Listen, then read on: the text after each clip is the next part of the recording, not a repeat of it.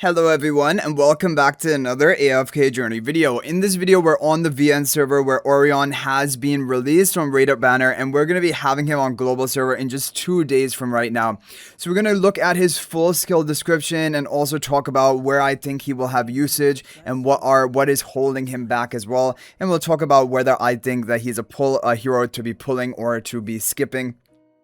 Okay, so we're gonna lead it off actually with the only skill which was not showed in the trailer, which is his Enhanced Force, the Supreme Plus. So after he gains 3 authority stacks, which will be from 3 different allies providing him a temporary buff, then ORION will become unaffected for the rest of battle, which is very strong.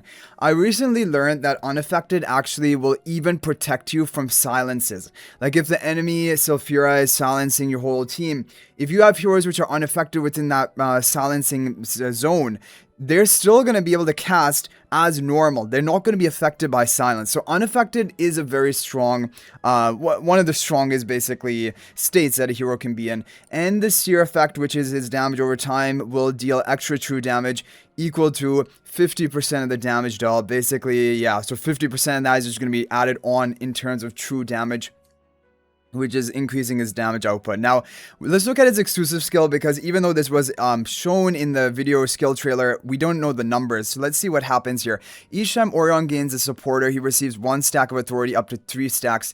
Each stack of authority increases ORION's damage dealt by 14% and reduces his damage taken by 18%.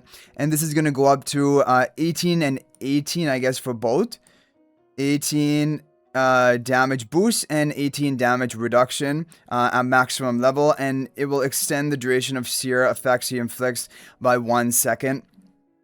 Okay, so with 3 of these, 3 times 18, quick math is 54%, right? So 54% damage boost and 54% damage reduction onto himself, which is decent. Is almost to the level of Perseus with 4 temporary buffs, which is 60%. So yeah, in that way, they're very similar. And at 3 authority stacks, ORION unleashes his full power, permanently activating his Rapier enchantment. In addition, his Seer effect is upgraded for the rest of battle. Enemies afflicted for 3 seconds are silenced, yes, which is strong, and have their vitality reduced by 60 until Seer expires. So this is really the thing which makes ORION interesting, the fact that he has a silence, and it will be on any skill which contacts with his Rapier, which can also be some of his other skills. So it's not necessarily only the one ally he's normal attacking. He has a bit of AoE cleave with some of the other skills, but like not the whole map wide, just like, you know, like maybe 2 tiles rather than 1. So basically, but when he applies this, and then the Seer onto the enemies, then they're going, after 3 seconds of this, they're going to be silenced.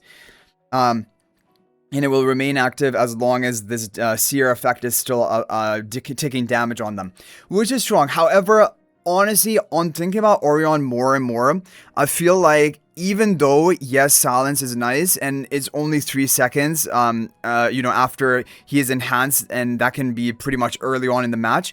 So pretty early on, he can get a silence off on enemies, but the problem is he's a frontline melee hero, and he doesn't have any survival in his kit other than this damage reduction, which honestly, guys, is not enough. When you look at Perseus has higher damage reduction, but also Perseus has healing, you know, of his own kit, even when he goes below a certain HP threshold. And even then, Perseus can still be like wiped off the face of a battle if you have high enough ranged hypercarry damage dealers, right? So really protecting ORION is going to be difficult. And I think you will want to have Ulna protecting him, and then 3 other temporary buffers, because if you don't have Ulna, then you're really running a risk with ORION. Now, of course, into some lower level teams, as long as ORION is able to survive even without Ulna, it can function just like Perseus can function as well. But when you're talking about the top tier teams, they're gonna get blown up by Gwyneth or Sulfura or Frieren. These heroes are not gonna stand a chance, right?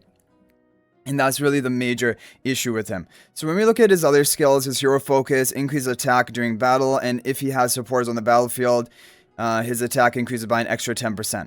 Okay, so that's very vague. I don't know if you need all 3 or just 1, but if you have a supporter, then your attack increases, so it's just attack boost. Velvet Glove. So this is an active 1 tile frontal arc. So this 1 tile frontal arc is is a bit of AoE, but very minor. Only one tile is still not really enough. Like, maybe you can hit 2 melee heroes rather than one. Dealing damage and gaining a shield, okay, and his supporters gain the shields, which honestly, it's a low... It's a...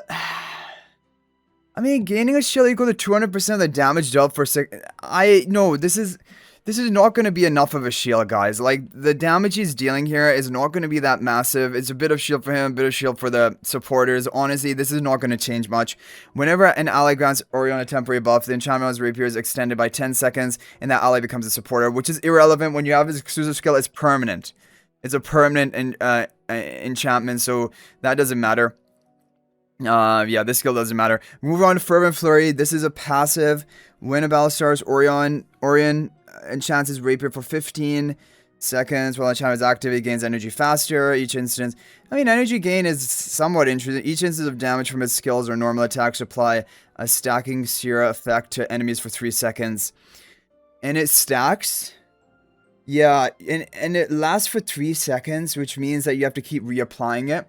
So, like, you know, if your Orion dies, the silence is not permanent on the enemies, right? Is what we're trying to say. And the nor is the damage over time permanent. It's as long as Orion can keep applying it, reapplying it. But the stack is interesting because obviously that's going to increase the damage. Each stack of Sierra deals damage every second. The base damage from the instance that applied it. And active. Orion thrusts at the target 4 times in quick succession, dealing damage with each thrust.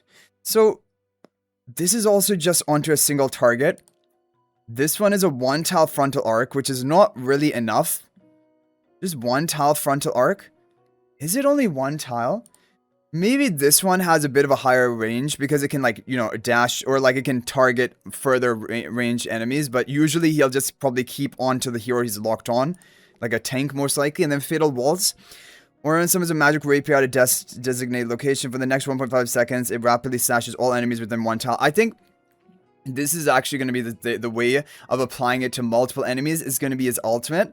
Because if you look at how to apply this, where does it say how to apply it?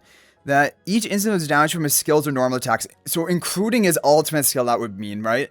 And he's probably going to launch this at a location with the most grouped up enemies. It could even be range backline if they happen to be, you know, the most grouped up over there. But more likely it's usually in the front line where enemies are more grouped up.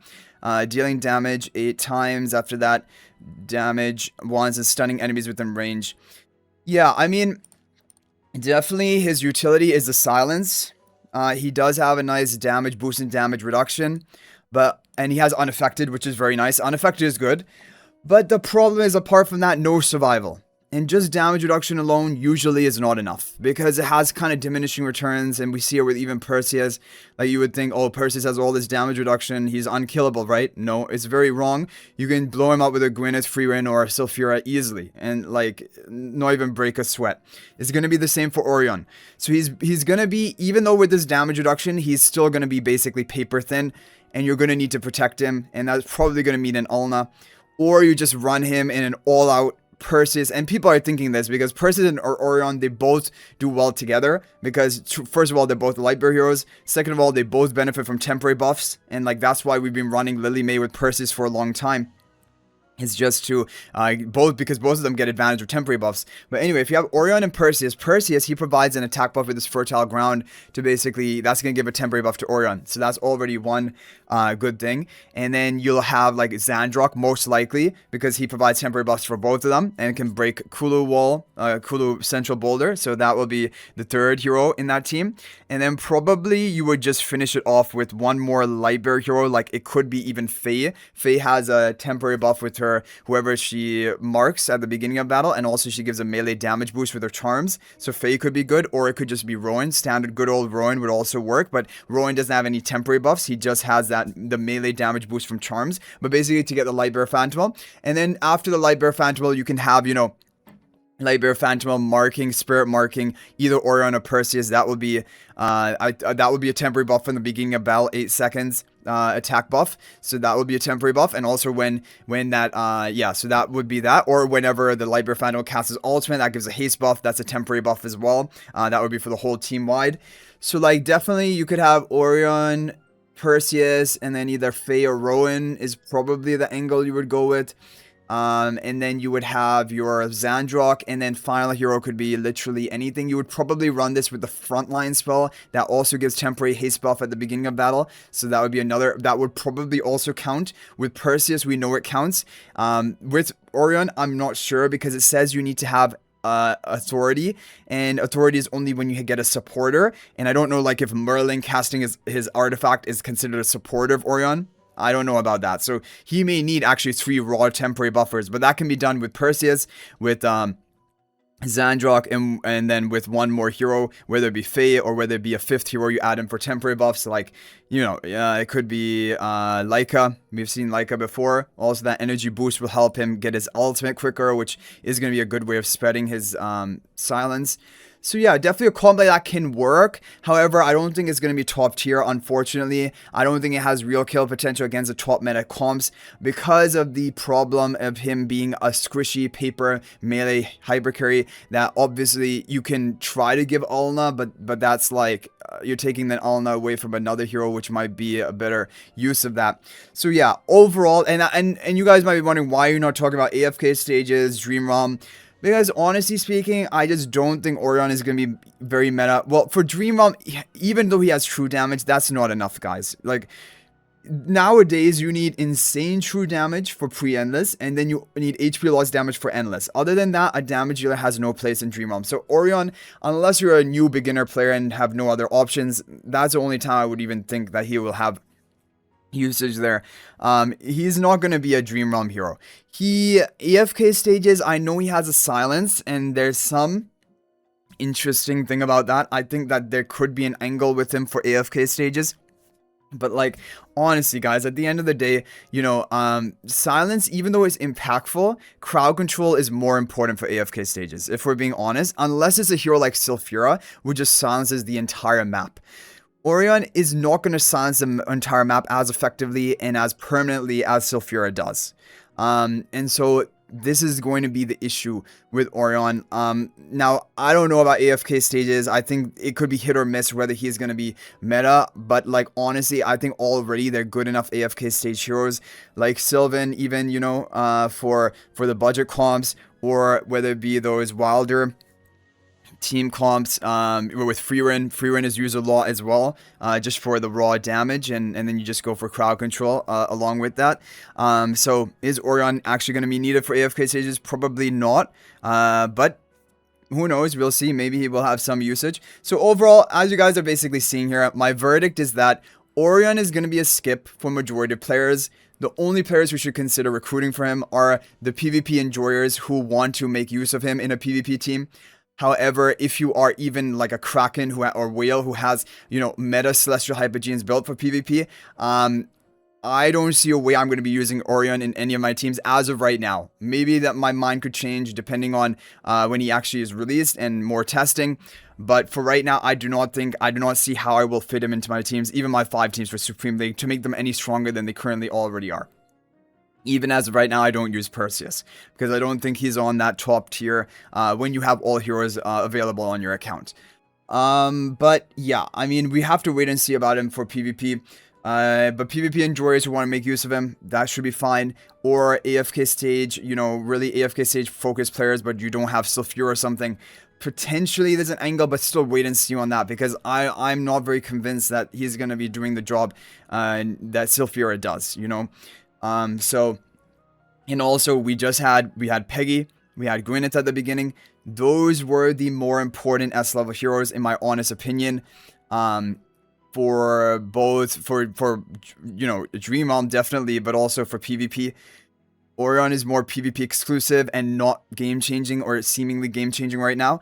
Also, he's a hypercarry. Hypercarries have an even bigger issue because unlike a support, which can be flexed and used in multiple comps, a hypercarry is only as useful as long as there's not a better hypercarry to run and build your comp around instead. Right, and so that's why when you look at heroes like Diurnal, Celestial Hypergene, Hypercarry, you know, even what other hero options are there?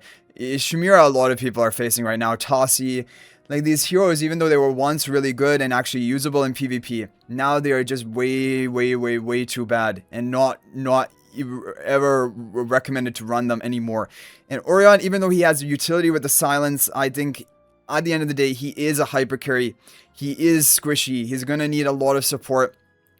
And I just don't know if it's going to be worth it, you know, all the, you know, the thing. And then also your resources. We have the collab coming up. We had the Gwyneth and Peggy, who are basically more considered more important, more priority to be building.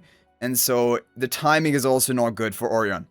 And yeah, so anyway, guys, let me know your thoughts about Orion in the comment section down below. Are you planning to recruit for him? Is there anything else you think I failed to mention in this video? Feel free to share that. And of course, my mind is still open. I'm waiting to see how he does on global server. If I see anything interesting, I'll make videos about it and also maybe even consider it myself. But as of right now, he's a one copy and skip, just like I did with Kazim. You might be thinking, am I trolling saying one copy and skip? As a whale, aren't you going to Supreme Plus everything? But no, I one copied Kazim and skipped him because I just did not see how I'm going to use him at all anywhere. And Orion potentially could have the same fate. And then it's just better, don't even bother building them up. You know, a lot of heroes are released. Collab is coming out. You know, and there are already a lot of heroes in the game. So like, it's not like you have to feel FOMO for missing out on a specific hero. Like, I felt no FOMO for missing out on Kazim. And in fact, Kazim is even working in my Mauler Tower, Legend Tower, even at the one copy. So like, yeah. Anyway, guys, thanks for watching. That was going to be it for this video. And if you're thinking about making a purchase in AFK Journey, please use my affiliate link for the official Farlight store. This is the best way you can support me and also gain 5% bonus dragon crystals on your purchase. My affiliate link is in the description of this video in a pinned comment. And you can actually bookmark this link in your browser. And whenever you're planning to make a purchase, just return to the bookmark link and make your purchase. It will support me and be greatly appreciated. So thanks for watching. I'll hopefully see you in the next video. And until then, everyone, peace out for now.